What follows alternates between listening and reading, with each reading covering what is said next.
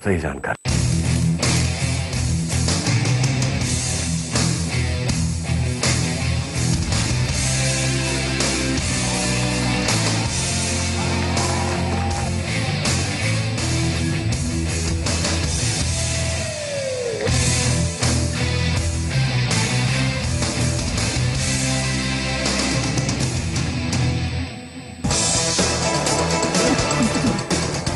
जा।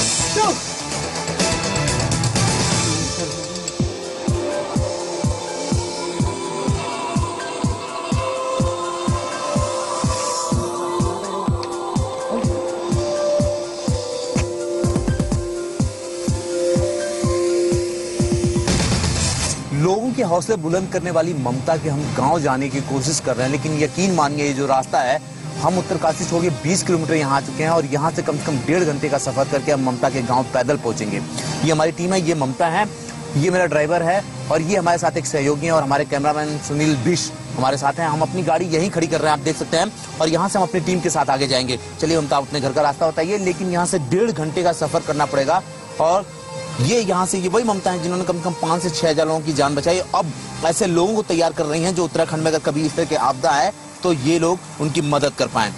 ये इनका रास्ता। अब यहाँ से हम कम से कम 1.5 घंटे की पैदल दूरी तय करेंगे। आप यहाँ से पैदल जाते हो? लोग कैसे आते जाते हैं यहाँ? और यानी कि यहाँ तक आने के लिए लोगों को डंडे पे भी लाद के लाते हैं।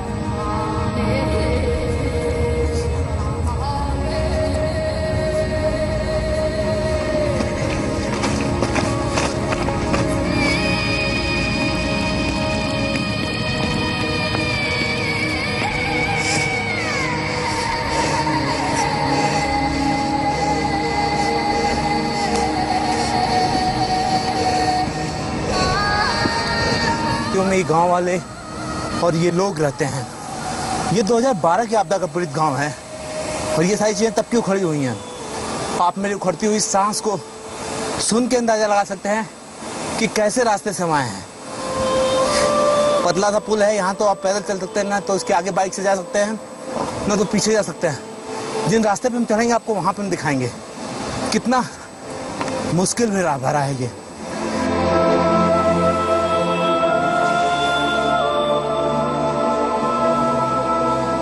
हम अभी आधे रास्ते भी नहीं आ पाए हैं, आधा समझ लीजिए है, और अभी हम यहाँ बैठ गए हैं। आप हमारे पैर को देख के, जूतों को देख के अंदाजा लगा सकते हैं कि हम कैसे रास्तों से आ रहे हैं, कहाँ तक जाना है। सिर्फ हम इसलिए जा रहे हैं कि ममता जो लड़की है उसने कई की जान बचाई है। इस पूरे इलाके में उसका नाम है, लेकिन अभी भी वो सुविधाओं के नाम पे मोहताज है। माँ बीमार है, घर में खाने को नहीं होता, फिर भी ये लोगों को ट्रेंड करने में जुटी रहती हैं। इनकी ही कहानी आप तक लाने के लिए हम इस रास्ते पे जा रहे हैं।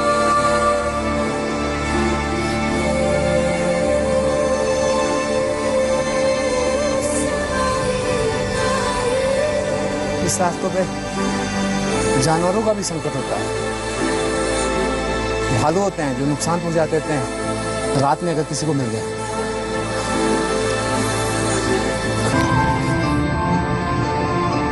रास्ता छोड़ के कम से कम 1.5 घंटे का सफर करके हम ऊपर चढ़ते चढ़ते अब भंकोली गांव पहुंचे हैं, जो ममता का गांव है। और आपको बता दें कि इस पूरे उत्तराखंड में तमाम संस्थाएं बाहर से आई हुई हैं, तमाम इंडस्ट्री के लोग हैं जो यहाँ आए हुए हैं, और वो कह रहे हैं कि वो यहाँ घर बनवाएंगे, लेकिन सरकार के पास कोई योजना नहीं है जिससे घर बन पाए।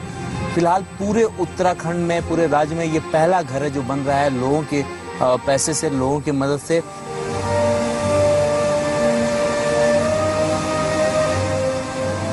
ममता कोई आम लड़की नहीं है। ममता ने 5000 से ज्यादा लोगों की प्राकृतिक आपदा में जान बचाई है,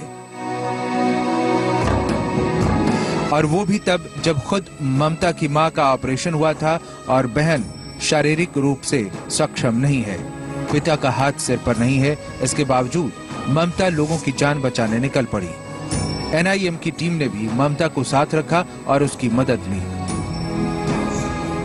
ममता पर्वतारोही हैं, इनको सारे लोग जानते हैं, और इन्होंने बहुत लोगों के लिए मदद की है इस आपदा में भी। आइए ममता से बात करते हैं, इनका घर कहाँ है और कैसे आप लोग यहाँ पे, ये कैसे बन रहा है?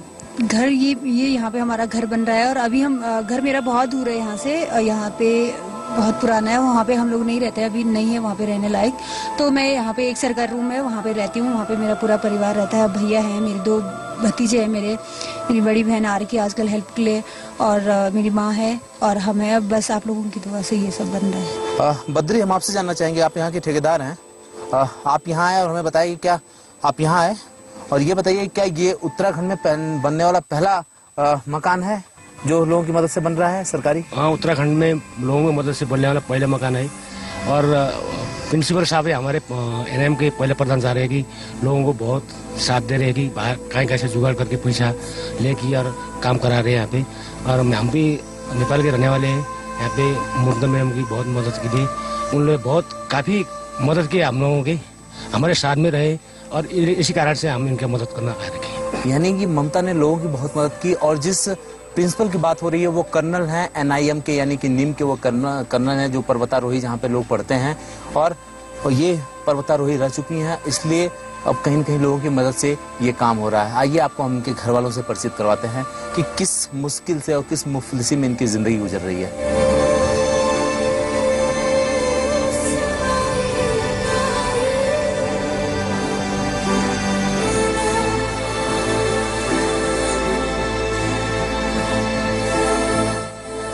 फिलहाल आइए हम इनके माँ से बात करते हैं कि अपना घर नहीं है, बेटी इनके पास नहीं रहती है, कैसे?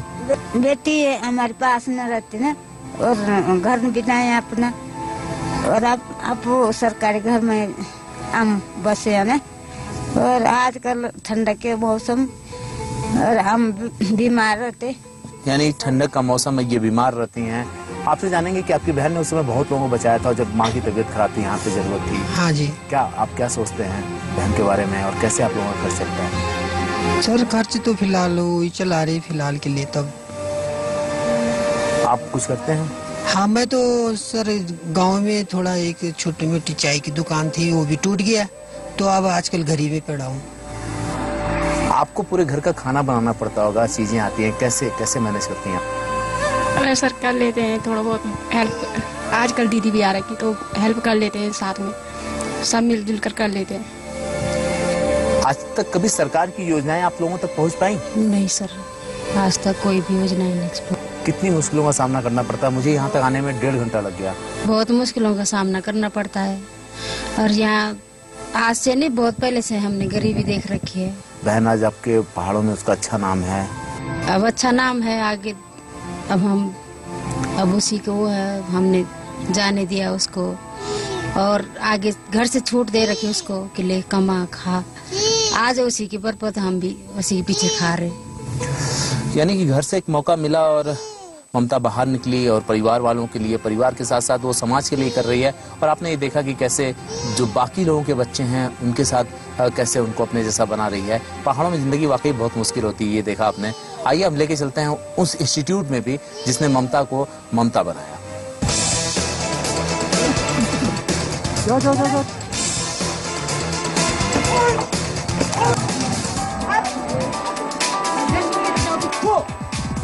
जाओ।